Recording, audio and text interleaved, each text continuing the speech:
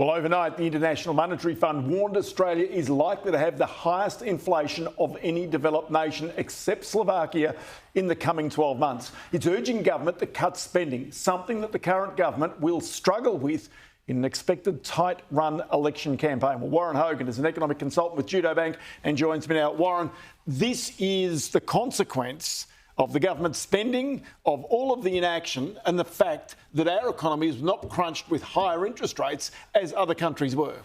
Exactly. We have a lower interest rate, less tight monetary policy, and now we have fiscal stimulus, and we've got an election coming up which may induce more fiscal stimulus. IMF is clearly worried that we're not going to get inflation down.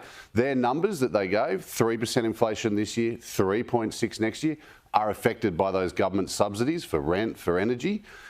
If you take those out, it's more like 3.5% this year and 3% next year. But the point remains, they are not forecasting inflation to get into the RBA's target band in the next 2 years. And the problem is, given the fact that the government is forecasting big deficits over the next 10 years, it becomes harder for them to provide the cost of living support, to have ongoing support for, in particular, energy prices. So as those subsidies start to come off, the inevitable fact is that inflation has to resume and go back to where it previously was, if not a bit lower. Yeah, I don't think it's a great way to deal with the problem. If we've got an inflation problem, get interest rates to the right level and get it under control. Don't do all these subsidies. I mean, this is just sort of window dressing on the problem. So, and yes, we don't have the money. We are actually in a situation where we've got to really prioritise government spending and get the most out of every dollar we spend. So I don't think it's a very wise way to go about it, is constantly throwing cost of living subsidies at the economy. OK, so you then get a sense that the markets are even picking this up. We're talking about Ed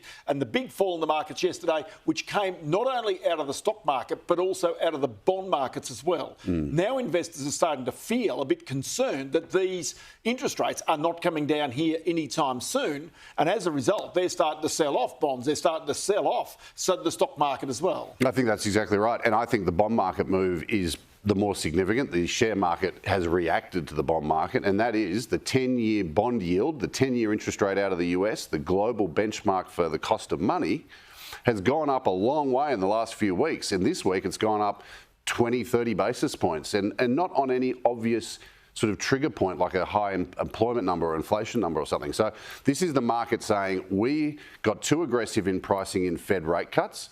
We were thinking the market, the rates would come down too much, and it's reversing that out. And of course, that has implications for the share market, and it has implications for our bond market here, which is also sold off. OK, but then our stock market and our bond market has pretty much followed the US markets. The problem is, as we're just discovering here, is that Australia's economy right now is fundamentally different to the United States. We've got interest rates staying high. We've got inflation staying high. We don't have the big cuts or any cuts coming, as we're now going to see, even in the Bank of Canada over the next couple of days. That's right. And we followed the US on the bond rally when the yields came down a couple of months ago, and now we're following them back up. But, you know, we were pricing in rate cuts before Christmas, and no one really took that seriously, or they shouldn't have, in my view. So the market is actually correcting, and I think we've got more vulnerability in our market, because I think the Fed can cut a couple more times, even though it's probably a soft landing, even though inflation is not necessarily done. But here in Australia, for those reasons you said, the next move in rates is still an open question. And of course, they're not going to come down quickly. If it is a cut, it's mid next year. So our bond market is still vulnerable.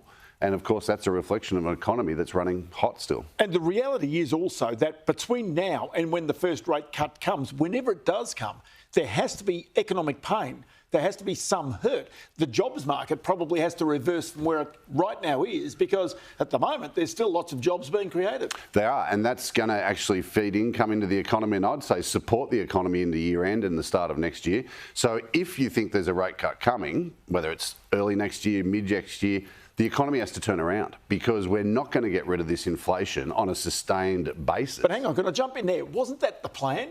Wasn't it the plan to cruise the inflation rate down over time to hold the employment? Isn't actually the plan working? It is. But inflation is still above target, so it's not clear that it's going to get down to target. That's the big question. So we're going to get in the CPI next week. That'll be affected by these government subsidies.